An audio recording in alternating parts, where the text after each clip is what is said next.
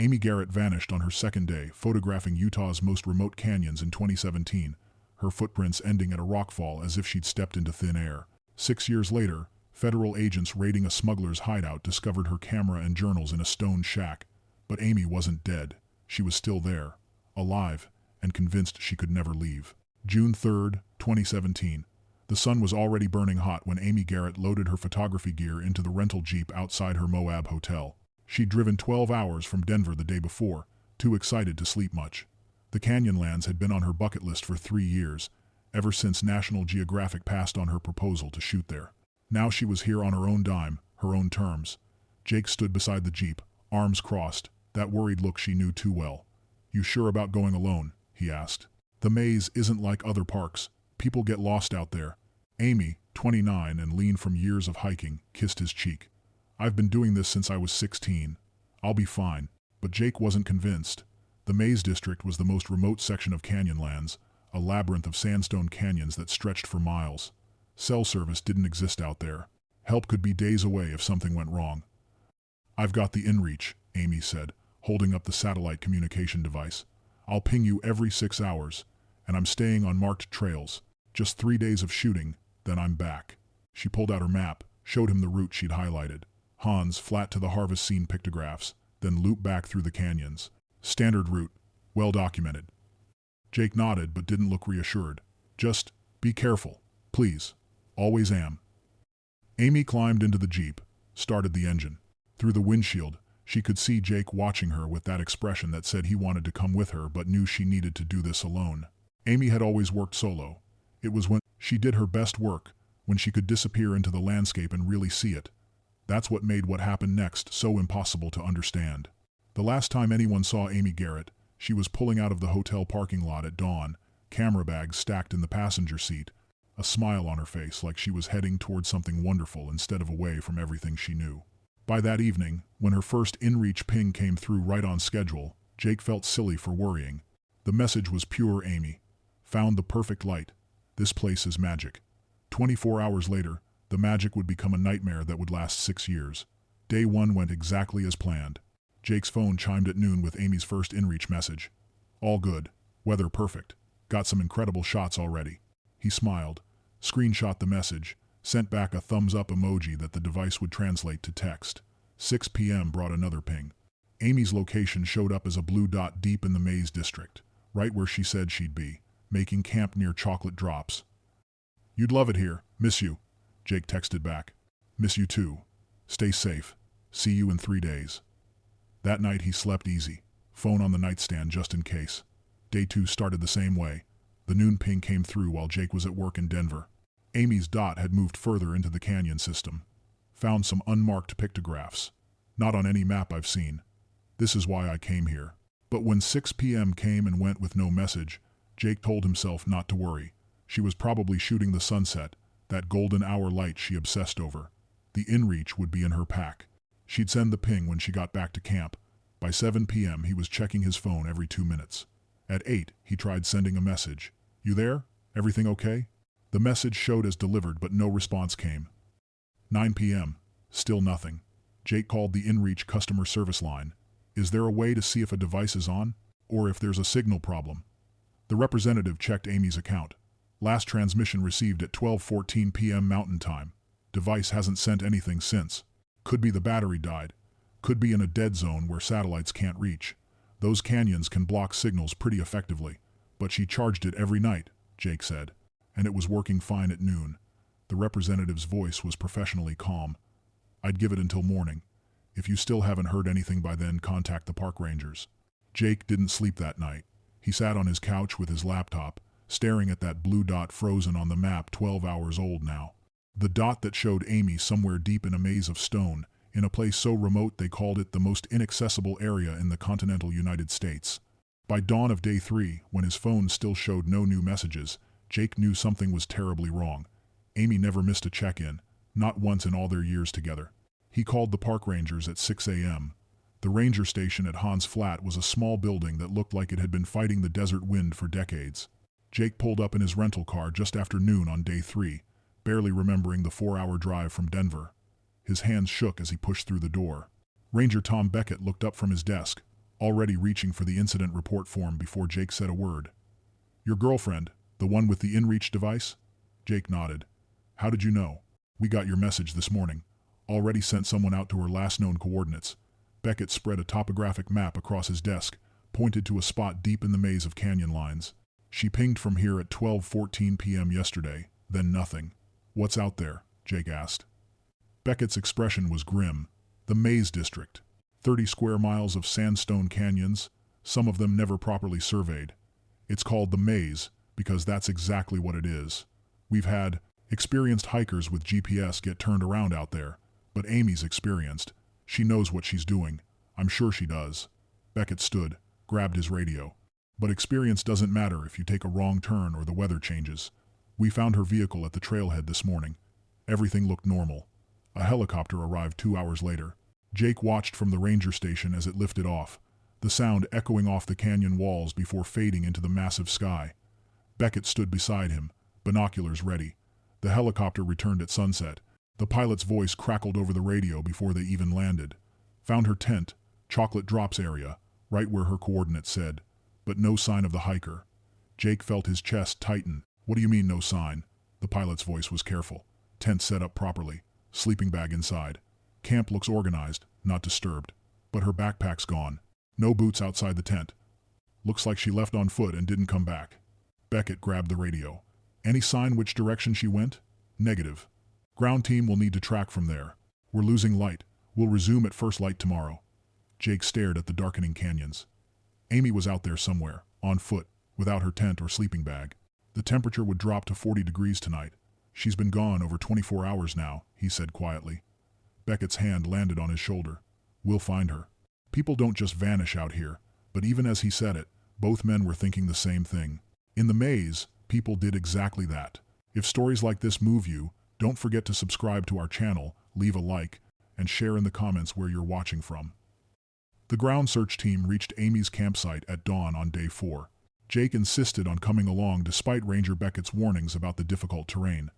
They hiked for 3 hours through narrow canyons, where the walls pressed so close Jake could touch both sides at once. Amy's tent sat in a small clearing beneath a towering sandstone formation called the Chocolate Drops. The orange fabric looked bright and out of place against the red rock. Everything was eerily normal. Her sleeping bag lay neatly inside, still zipped. A water bottle sat upright near the entrance. Her camp stove was packed away properly, but her camera backpack was gone. So were her hiking boots. The tracking specialist, a woman named Carmen Rodriguez, circled the campsite slowly, eyes on the ground. She found what she was looking for 20 feet from the tent. Boot prints in the sandy soil, the tread pattern clear and distinct. Those are hers, Jake said immediately, recognizing the Salomon hiking boots he'd helped Amy pick out last year. Carmen followed the prints carefully, the rest of the team staying back to avoid contaminating the trail. The prints led away from camp in a steady line, heading toward a side canyon that branched off from the main route. Amy had been walking at a normal pace, not running. The stride length was even, the depth consistent. She wasn't panicking, Carmen said. These are the prints of someone walking with purpose, like she saw something and went to investigate. The team followed for almost a quarter mile. The boot prints stayed clear in the sand, easy to track. Then the side canyon narrowed, and the ground changed to solid rock. Carmen knelt down, studying the stone surface for any scuff marks or disturbances. She kept going this way, Carmen said, pointing ahead where the canyon curved out of sight. But we lose the trail on the rock.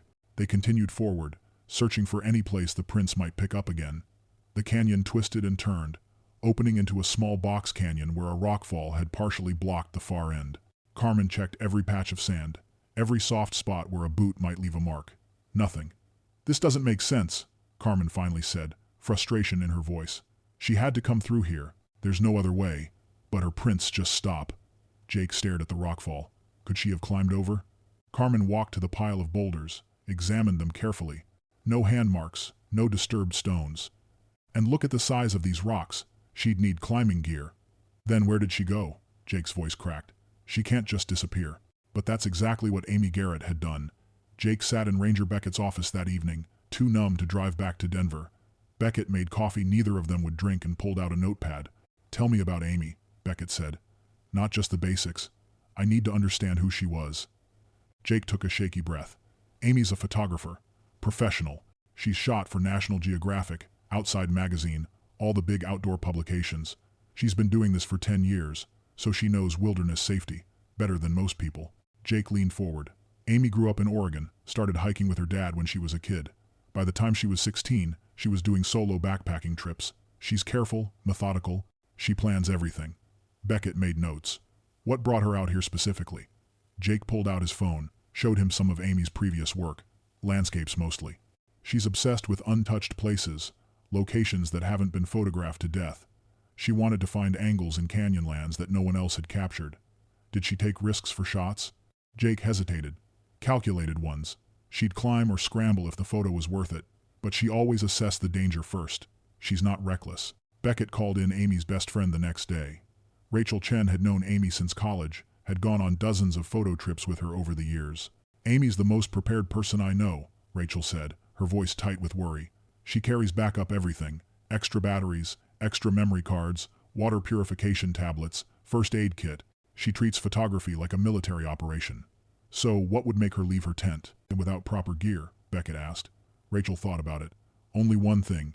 If she saw something she absolutely had to photograph. Amy gets tunnel vision when she spots the perfect shot. Everything else disappears. Would she go off trail for it? Rachel looked uncomfortable. Maybe, if it was close and seemed safe. But she'd never go far, and she'd come right back. Jake's sister called that evening, begging him to come home, to let the professionals handle it. He refused. Every morning he drove to the ranger station and studied maps until his eyes blurred, trying to think like Amy, trying to understand where she might have gone. Because he knew something the rangers didn't seem to grasp. Amy didn't make mistakes. She didn't panic. She didn't get lost. Which meant something had happened to her. Something that made her walk away from her camp and never come back. 2 months passed and the search for Amy Garrett officially scaled down. The helicopters stopped flying daily patterns. The volunteers who'd combed the canyons on foot had jobs to return to, lives that couldn't pause forever. Ranger Beckett kept the case active, but his resources were limited. The theories came fast and desperate, each one trying to explain what couldn't be explained. Carmen Rodriguez believed Amy had fallen into a slot canyon, one of the narrow cracks that split the sandstone like knife wounds. These things can be 10 feet wide at the top and drop 100 feet straight down, she told Jake. Hidden by shadows, covered by brush. She could have stepped wrong and gone straight over the edge. But Beckett countered that theory. We checked every slot canyon within a 2-mile radius, rappelled down the ones deep enough to hide a body. Nothing. Another search and rescue veteran had a different idea. Heat stroke. Temperature hit 105 that afternoon. Maybe she got disoriented, wandered off the trail, collapsed somewhere we haven't looked. Jake wanted to believe it, but the evidence didn't fit. Amy's water bottles were full. She'd been hydrating properly. And the boot prints showed someone walking with purpose, not stumbling. A wildlife expert suggested a mountain lion attack. They're in this area, rare but present. Could have dragged her off before she knew what happened. Beckett checked that too.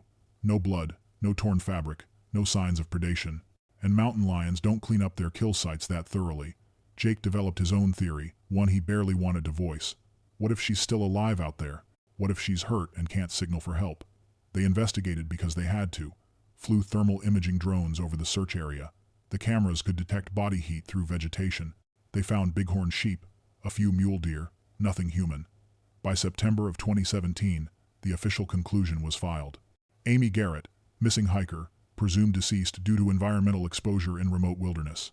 Cause of disappearance, unknown. Body, not recovered. Jake returned to Denver but couldn't return to his old life. He'd taken a leave of absence from his job that turned permanent. Amy's camera equipment sat in his apartment, her photos backed up on drives he couldn't bring himself to look at.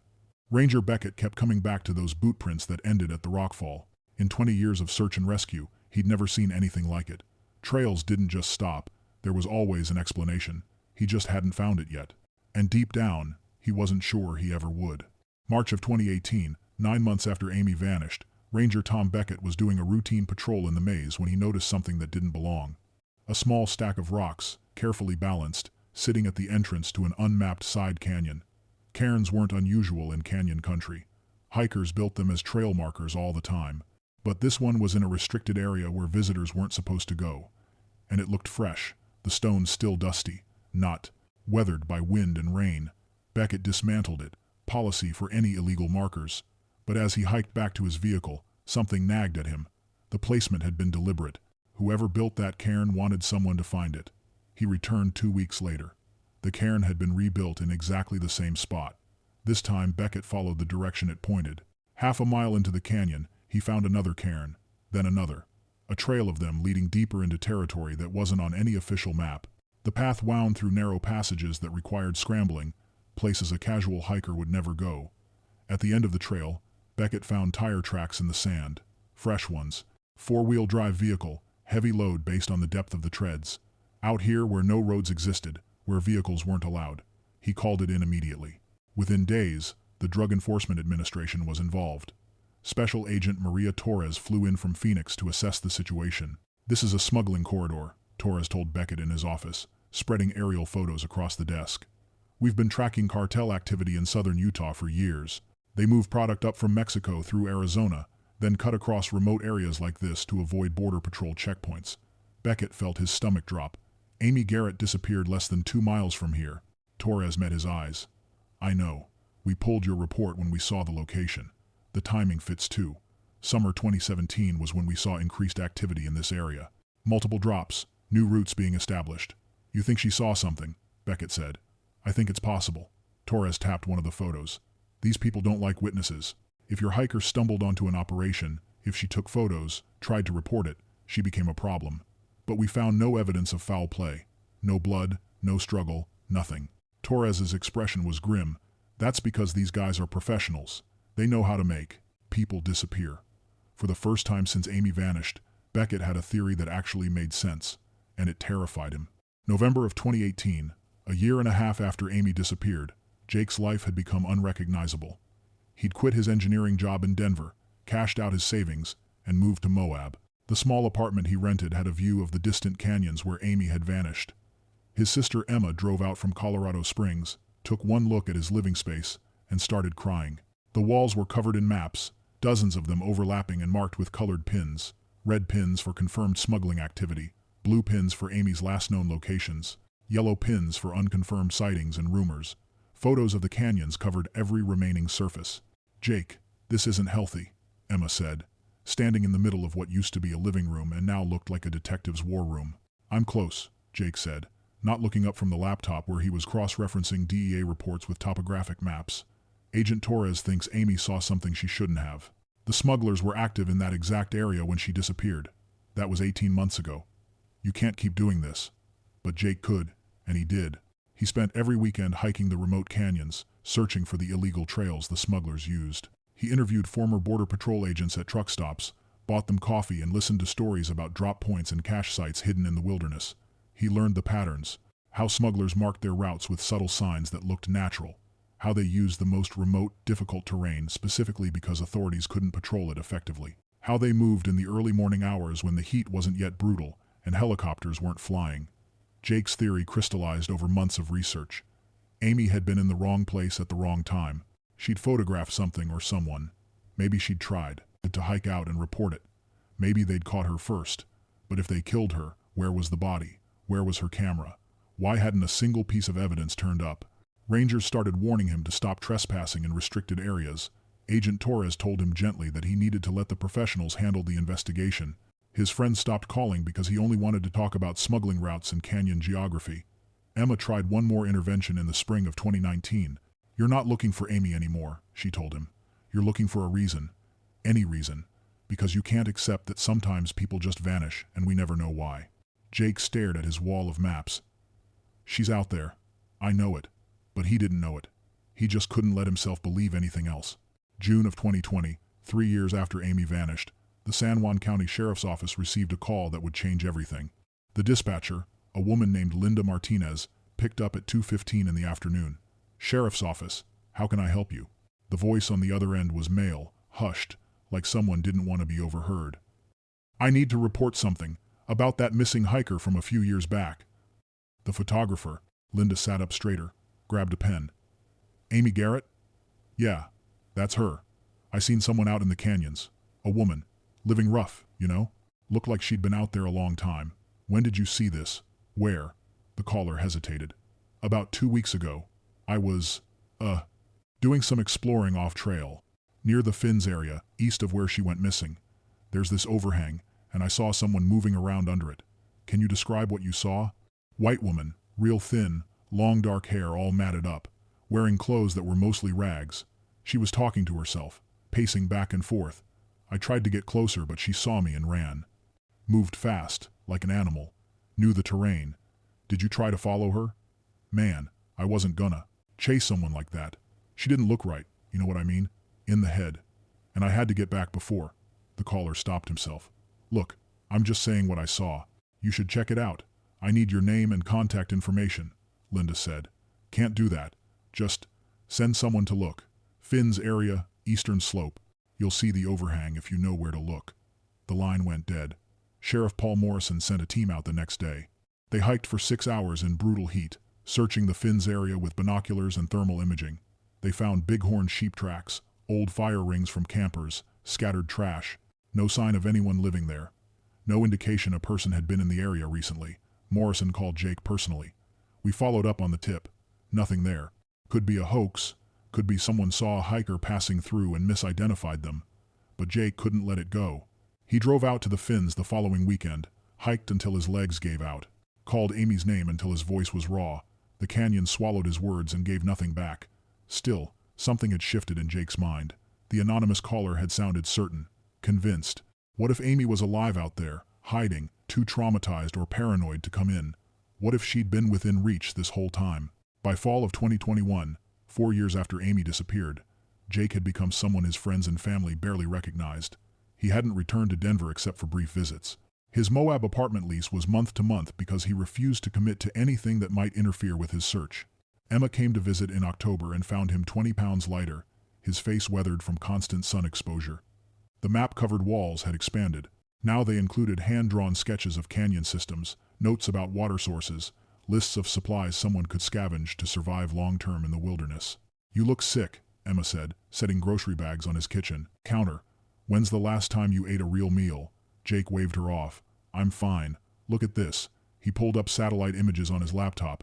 If Amy's hiding, she'd need water. There are only 3 permanent springs in the area where that caller saw someone. I've checked 2 of them. The third is difficult to access, but I think I can. Stop. Emma grabbed his laptop, closed it. Just stop for 1 second and listen to yourself. You're talking about Amy like she's some kind of survivalist living off the land for 4 years. Does that sound reasonable to you? You didn't hear that caller. He was certain. He was anonymous. Could have been anyone. Could have been lying. Why would someone lie about that? Emma sat down, forced Jake to look at her. Because people are cruel. Because they heard about the case and wanted attention. Because they were high or confused or mistaken.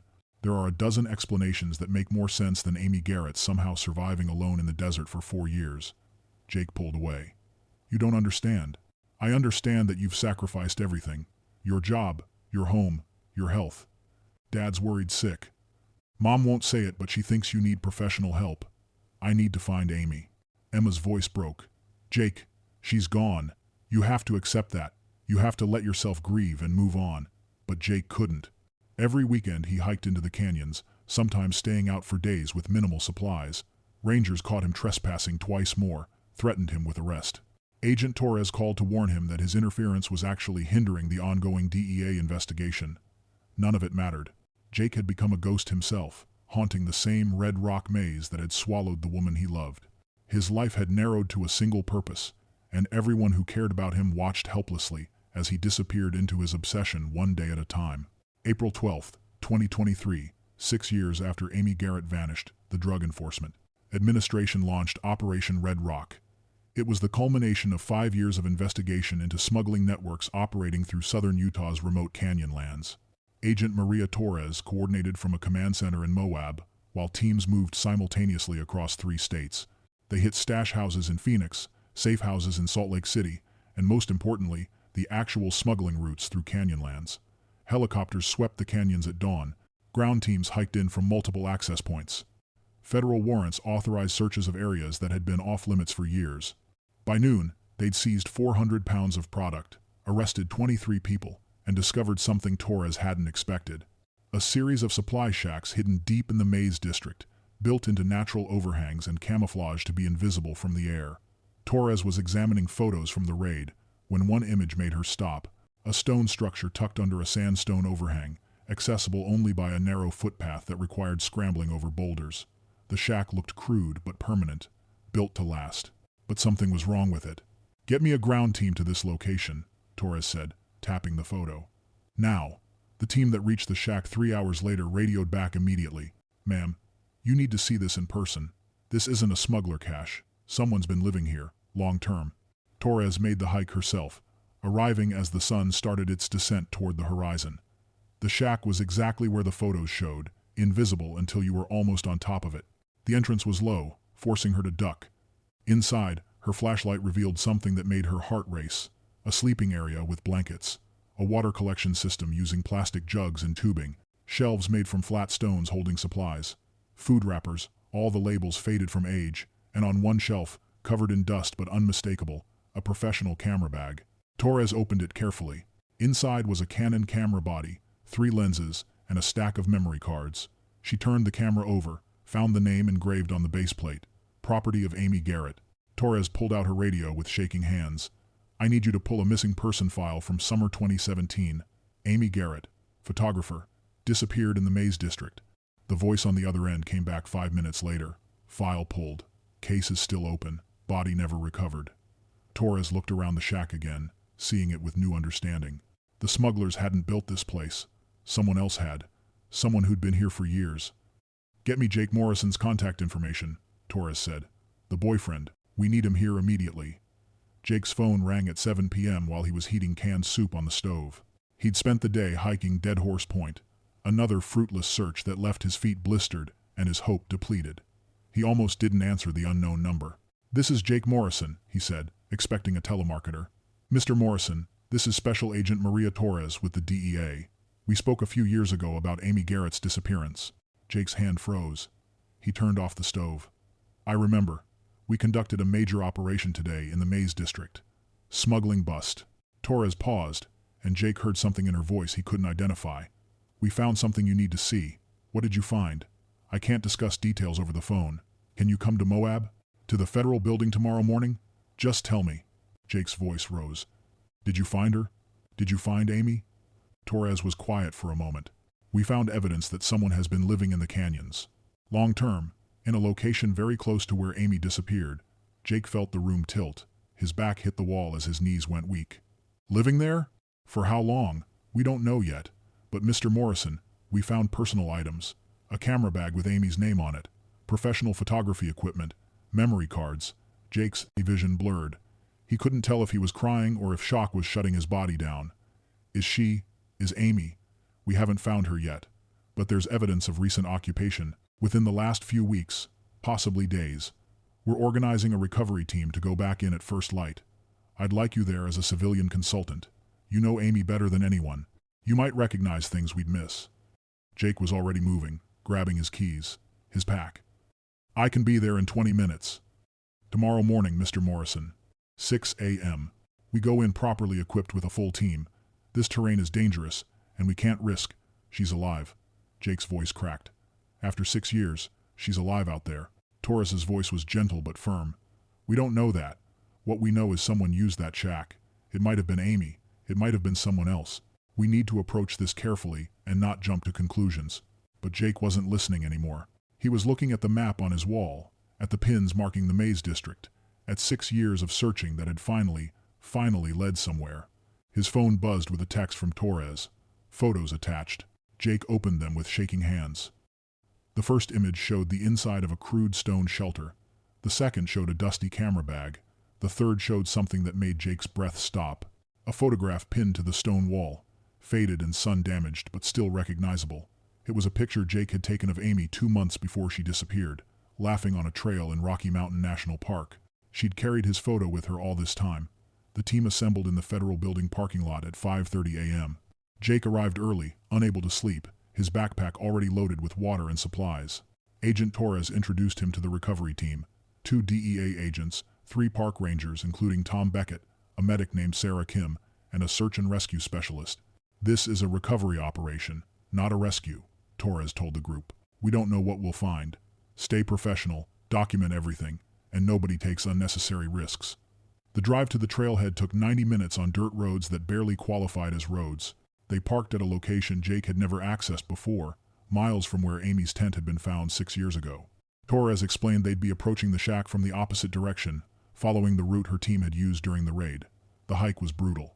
8 hours through terrain that required climbing, scrambling over boulder fields, squeezing through passages so narrow, Jake had to remove his pack and push it ahead of him. The temperature climbed past 100 degrees. They stopped every hour to hydrate and check that no one was showing signs of heat exhaustion. Beckett hiked beside Jake for a stretch. "You holding up okay?" Jake nodded, too focused on moving forward to make conversation. Every step took him closer to answers he'd been seeking for 6 years. "Just prepare yourself," Beckett said quietly. "Whatever we find in that shack, it might not be what you're hoping for." They reached the location at 2 p.m. Torres held up her hand, signaling everyone to stop. The shack was ahead, invisible until they were almost on top of it. A stone structure built into a natural overhang in the sandstone, camouflaged perfectly with the rock around it. The entrance was low and dark. Torres went in first with her flashlight, then waved Jake forward. He had to duck to enter, his eyes adjusting slowly to the dim interior. The space was maybe 10 feet by 12 feet, cool despite the heat outside. And everywhere Jake looked, he saw evidence of Amy. Her camera bag sat on a stone shelf. Water jugs were arranged in a corner connected by tubing that led outside to catch rainfall. A sleeping area made from salvaged blankets and what looked like pieces of tent fabric. Food wrappers lined up neatly, labels so faded Jake couldn't read them. But what stopped his heart was the wall, covered in photographs. Dozens of them, maybe hundreds, all pinned or taped to the stone. The same canyon photographed over and over from slightly different angles, different times of day, different seasons. And in the center, the photo of Amy that Jake had taken, her face smiling out at him across 6 years of separation. "She was here," Jake whispered. "Oh God, Amy was here." Torres put a hand on his shoulder. "The question is, where is she now?" Sarah Kim, the medic, began documenting everything with her camera while Torres and the other agents searched methodically through the shack. Jake stood frozen near the entrance, overwhelmed by being in a space where Amy had lived for years. Beckett knelt by the sleeping area, examining the blankets. "These are from her tent. See the color? Same orange fabric we found at her original campsite. She salvaged it, brought pieces here." The water collection system was ingenious. Plastic jugs positioned outside caught rain runoff from the overhang. Tubing directed it to containers inside where sediment could settle. A piece of cloth tied over one jug opening served as a filter. "She engineered this," Torres said, impressed despite herself. "Someone with survival knowledge built this system." Jake moved to the food storage area. Empty wrappers from energy bars, beef jerky, trail mix. All brands Amy had carried on her hikes. But there were other items too. Cans with labels peeled off by time and weather. A bag of rice, half empty. Instant coffee packets. "Where did she get supplies?" Jake asked. "She only had 3 days of food with her." One of the DEA agents, a man named Rodriguez, pointed to several items. "These are from our smuggler caches. We found the same brands at the other sites we raided." She must have discovered their supply drops, took what she needed. Torres examined the journals stacked on a stone ledge, 5 composition notebooks, the kind sold at any drugstore. She opened the first one carefully. The early entries were neat, organized, dated, June 4th, 2017. "Found this shelter, hiding here until it's safe to leave. Saw men with guns yesterday, can't risk them finding me." Torres flipped through the pages. The handwriting deteriorated over time. Dates became sporadic, then disappeared entirely. Later entries were just fragments. "They're still out there. Can't leave. Not safe. Never safe." The last notebook was the worst. No complete sentences, just words scattered across pages. "Watch. Wait. Shadows. They know. Canyon speaks. Must stay. Must stay. Must stay." Jake looked at the photographs covering the wall. Hundreds of shots of the same rock formation visible from the shack entrance. The lighting changed, the seasons changed, but the subjects stayed identical. An obsessive documentation of one single view. "This is where she lived," Jake said, his voice breaking. "For 6 years, this was her entire world. 10 feet by 12 feet of stone." Agent Kim was examining something in the far corner. "Torres, you need to see this." They gathered around. Behind a stack of empty water jugs was a pile of stones, arranged deliberately, almost like a cairn, and beneath them, partially hidden, was Amy's hiking boot. Just one. The leather cracked and faded but unmistakable. "Where's the other one?" Beckett asked. No one had an answer. But everyone was thinking the same thing. If Amy's boot was here, where was Amy? Agent Torres studied the water collection system more carefully, following the plastic tubing with her flashlight. The setup ran from outside the shack to the storage containers, but there was another line she hadn't noticed at first. A second tube leading deeper into the overhang, disappearing into shadows at the back of the shelter. "Where does this go?" she asked. Rodriguez crawled to the back corner, shining his light into a gap between the rock wall and the overhang ceiling. "There's a passage here, narrow but passable." Torres looked at Jake. Did Amy ever mention claustrophobia? Tight spaces? No. She was fine with cave exploration. Did it for photos sometimes. Torres made the decision. "Kim, Rodriguez, you're with me. Beckett, stay here with Morrison and document everything. We're following this water line." Jake started to protest, but Beckett held him back. "Let them work." Torres squeezed through the gap, her shoulders scraping stone on both sides. The passage angled downward, following a natural crack in the sandstone. The plastic tubing ran along the floor, anchored with rocks every few feet. After 20 feet of crawling, the passage opened into a small chamber. Her flashlight revealed a natural spring, water seeping from the rock and collecting in a depression that had been deepened by hand. The edges showed chisel marks where someone had worked to expand the pool. More plastic containers sat nearby, along with a crude cup made from a cut water bottle. "This is her water source," Torres said. "The collection system outside was just for backup. This spring is why she chose this location." Kim was examining the chamber walls. "Agent Torres, look at this." The rock surfaces were covered in tally marks. Hundreds of them, maybe thousands, carved with a sharp stone. Groups of 5, the traditional way of counting days. Torres tried to count them, but there were too many, overlapping, some crossed out and recarved. "She was tracking time," Kim said quietly. "Counting the days she was here." Rodriguez did quick math on a section of wall. If each mark is a day, this section alone is over 300 marks. They continued past the spring, following faint boot prints in the sandy floor. The passage led to another small chamber, this one with evidence of more recent use. Fresh footprints, a torn piece of clothing that looked like it had been recently discarded. "Someone's been here within the last week," Rodriguez said. "Maybe days." Torres felt her pulse quicken. She called out, "Amy? Amy Garrett? If you can hear me, we're here to help. Your boyfriend Jake is in here. We're not going to hurt you." Her voice echoed through the chambers and died in the stone. No response came. They found one more thing before turning back. In the sand near the chamber entrance, a single boot print. Fresh enough that the edges hadn't collapsed yet. The tread pattern was different from their team's boots. "She knows we're here," Torres said, "and she's running." The search and rescue team spread out from the spring, moving carefully through connecting passages. Torres kept calling out, her voice echoing off stone walls. "Amy Garrett, we know you're here. We're not leaving without you. Jake Morrison is with us. He's been looking for you for 6 years." They searched for 2 hours before Rodriguez spotted movement in a chamber 50 yards from the spring. A figure pressed against the far wall, trying to blend into shadows. Torres approached slowly, hands visible, non-threatening. "Amy, my name is Maria Torres. I'm with the federal government. We're here to help you." The figure didn't move. Torres got closer, her flashlight revealing a woman who barely looked human. Skeletal thin, skin burned dark brown from years of sun exposure. Hair hung in matted ropes past her shoulders, tangled with dirt and debris. Clothing was rags held together with what looked like plant fibers and strips of fabric. But her eyes, even in the poor light, Torres could see they were wrong. Too wide, darting constantly, seeing threats that weren't there. "Amy," Torres said gently. "It's safe now. The men with guns are gone. We arrested them. You can come out." Amy's mouth moved, but no sound came at first. When she finally spoke, her voice was rough, unused. "Not safe. Never safe. They'll come back." "No, they won't. We shut down their entire operation." Torres took another step forward. "Amy, your boyfriend Jake is here. He's been searching for you since 2017. He never gave up." At Jake's name, something flickered in Amy's eyes, her head tilted. "Jake? He's waiting at your shelter. He wants to see you. He wants to take you home." Amy shrank back against the wall. "Can't leave. Not safe out there. They watch. They know." Kim moved forward, medical training taking over. "Amy, I'm Sarah. I'm a medic. You're severely dehydrated and malnourished. We need to get you to a hospital." Amy's response was immediate and violent. She lunged sideways, trying to run deeper into the passages. Rodriguez caught her arm gently but firmly. She fought like an animal, all instinct and panic, making sounds that weren't quite words. It took 3 of them to restrain her, and even then she kept struggling, kept repeating the same phrases. "Can't leave. They'll find me. Not safe. Not safe. Not safe." Torres called Beckett on the radio. "We found her. She's alive. But we're going to need the sedation kit."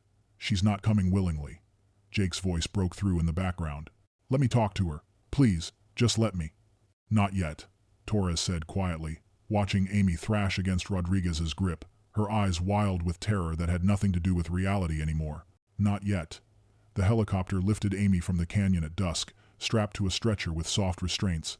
The sedative Sarah Kim had administered kept her calm, but her eyes stayed open, tracking the rock walls as they rose past her.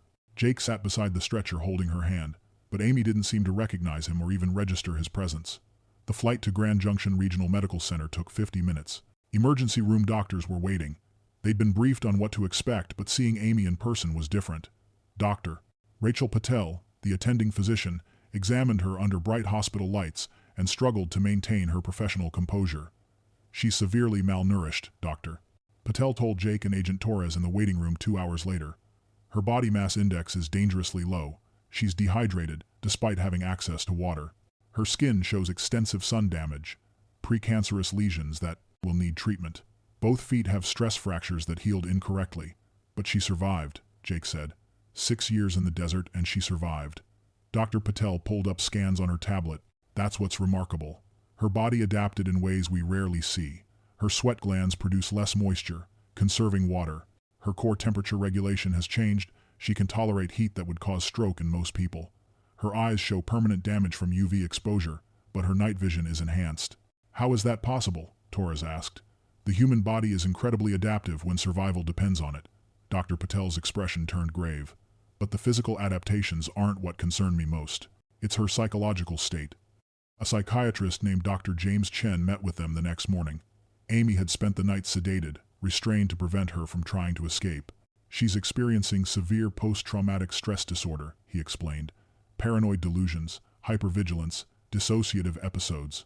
She believes she's still in danger from the smugglers she saw 6 years ago. But the DEA arrested them, Jake said. They're gone. Amy's mind doesn't accept that. Dr. Chen showed them notes from his preliminary assessment. She's been in survival mode for so long that her brain can't shift out of it. Every person is a threat. Every sound is danger. The hospital room terrifies her more than the canyon did. Can you fix her? Jake asked quietly. Dr. Chen chose his words carefully. We can treat her. Therapy, medication, structured environment. But Jake, 6 years of isolation and fear changes a person at a fundamental level. The Amy you knew, she may not exist anymore. Jake looked through the window at Amy's room. She sat on the bed, staring at the wall, her body tense like an animal ready to bolt. Even from this distance, he could see she was somewhere else in her mind. Back in that stone shelter, counting days on the walls, watching for threats that would never come. 3 weeks passed before Amy could speak coherently. Jake visited every day, sitting in a chair by her hospital bed while she stared at the ceiling or the window or anywhere but at him. Sometimes she seemed to know who he was. Other times she looked through him like he was made of glass. Dr. Chen brought Agent Torres in for the interview on May 8, 2023. Amy had gained 15 pounds. Her hair was clean and trimmed short, her skin treated for sun damage. She looked more human now, but her eyes still had that hunted quality, always tracking movement, always watching for threats. Amy, can you tell us what happened the day you disappeared? Torres asked gently. Amy was quiet for a long time. When she spoke, her voice was flat, emotionless. I was photographing near the chocolate drops. Second day of my trip. Early morning, maybe 7 a.m. I saw them coming up a side canyon. 4 men carrying heavy packs and rifles. What did you do? I hid behind rocks. Watched them through my camera lens. They were speaking Spanish, moving fast like they knew the route. One of them looked right at me. I don't know if he actually saw me, but I panicked. I ran. Torres leaned forward. Where did you run? Into the canyons. Away from the trails. I just kept running until I couldn't hear them anymore. Then I realized I was lost. I tried to backtrack, but everything looked the same. Hours passed. I found that overhang, the shack. It looked like someone had built it years ago. Abandoned it. I hid there. Amy's hands gripped the bed sheets. I was going to leave the next morning. Hike out. Report what I'd seen. But that night I heard voices. Men talking. They were close. Maybe 100 yards away. I stayed hidden until they passed. Then I convinced myself they were looking for me. That they knew I'd seen them. Torres exchanged a glance with Dr. Chen. Amy, how long did you stay in the shack? Amy's eyes went distant. I don't know. Days became weeks. I found the spring, figured out how to collect water. I found their supply caches, took food when I ran out. I kept thinking I'd leave tomorrow. Just one more day to make sure they were really gone. But you never left. Amy looked at Jake for the first time. I couldn't. Every time I tried, I'd see shadows, hear sounds. My mind said they were still out there, still hunting me. The canyon became the only safe place. The shack became home. And then, her voice dropped to a whisper. I forgot why I was hiding. I just knew I couldn't leave. Agent Torres spent the next week investigating Amy's account. The DEA had detailed records of smuggling activity in the Maze District going back a decade. She cross-referenced dates, locations, and known operations with what Amy had described. The smugglers Amy saw were real. Torres confirmed through arrests and interrogations that a cell had been active in that exact area in June of 2017. They'd used the route Amy described, moving product north through the canyons. 4 men, just like Amy said, armed, Spanish-speaking, moving fast. But here's what Amy didn't know. Torres told Jake and Dr. Chen in a conference room at the hospital. That cell was taken down in August of 2018, 14 months after Amy went into hiding. We arrested all 4 men she saw, plus their handlers. They've been in federal prison for almost 5 years. Jake felt something cold settle in his stomach. So she stayed hidden for 4 more years after the threat was gone? Torres nodded. We checked the supply caches Amy mentioned. The smugglers abandoned that route completely after the arrests. No activity in that area since late 2018. Amy was alone out there, completely safe, and she didn't know it. Dr. Chen pulled out Amy's journals, the ones recovered from the shack. He opened to entries from late 2018 and early 2019. Her handwriting showed the deterioration clearly. Early entries were coherent. I saw them again today near the East Canyon. Stayed. Hidden until dark. But later entries lost that structure. They're everywhere. Shadows moving at night. Voices in the wind. Can't trust the silence. The canyon protects me. Only safe here. This is when the paranoia became delusional, Dr. Chen explained. Amy's isolation, the constant fear, the lack of human contact. It broke something in her mind. She started seeing threats that didn't exist. Every animal sound became footsteps. Every weather pattern became evidence they were searching for her. Jake looked at the final journals, the ones with barely legible scrawls. This is where I belong. The canyon chose me. Can't leave. Won't leave. Must stay. Must stay. Must stay. She wasn't a prisoner of the smugglers, Torres said quietly. She was a prisoner of her own fear. And by the time the fear became irrational, she'd been alone so long she couldn't distinguish reality from delusion anymore. Dr. Chen closed the journals carefully. Amy could have walked out any time after 2018. The path to civilization was always there. But in her mind, leaving meant death. So she stayed. Year after year, counting days on stone walls, photographing the same view obsessively, slowly losing herself to the isolation. The canyon didn't trap her body, Jake said, finally understanding. It trapped her mind. November of 2023, 6 months after Amy was found, Jake sat in the visiting room of a long-term psychiatric facility in Grand Junction. Amy was making progress, the doctors said. She'd gained back most of her weight, her physical health was improving. But mentally, she remained fragile, unstable, prone to episodes where she believed she was back in the canyon. Jake visited every Wednesday afternoon. Sometimes Amy recognized him and they'd have conversations that almost felt normal. Other times she stared past him, speaking to people who weren't there, describing threats that didn't exist. Today was a good day.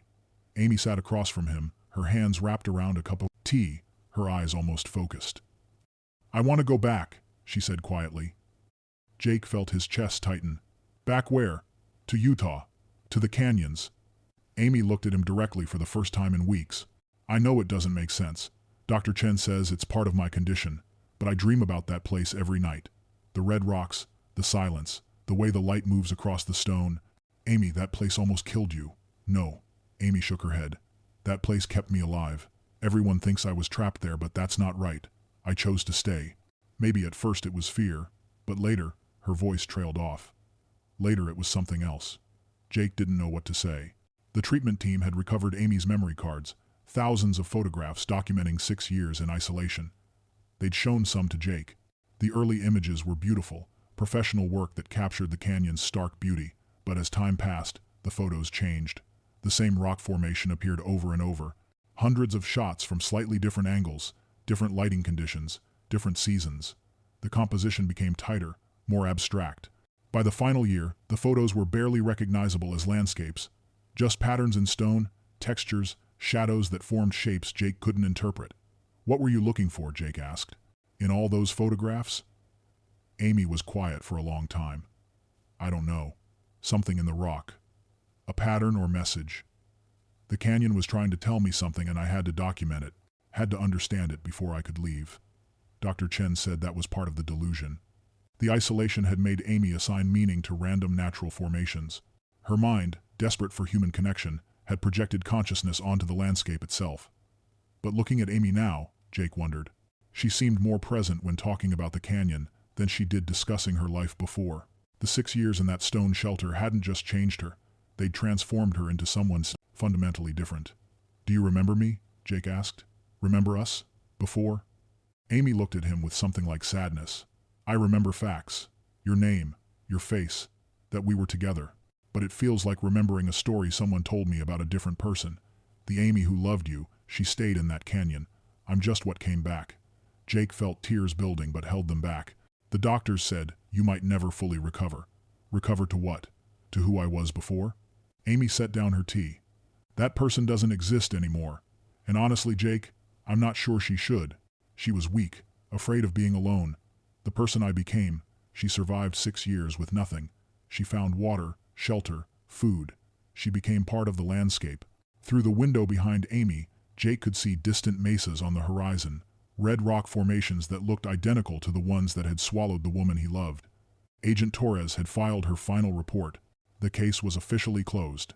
Amy Garrett, found alive, suffering from severe PTSD and paranoid delusions resulting from prolonged isolation. No criminal charges, no ongoing investigation. Just a woman who'd gotten lost, mentally if not physically, and might never find her way back. Rangers reported something strange 2 months after Amy was hospitalized.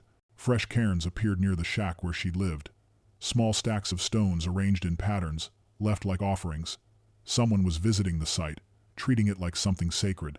Torres investigated but found no evidence of who was leaving them. The cairns kept appearing anyway. Month after month, someone made the 8-hour hike into the maze to stack stones at the entrance to Amy's shelter. Jake looked at Amy now, at the way her eyes drifted toward the window, toward those distant red rocks, at the restlessness in her body like she was waiting for permission to leave, to return to the only place she felt she belonged.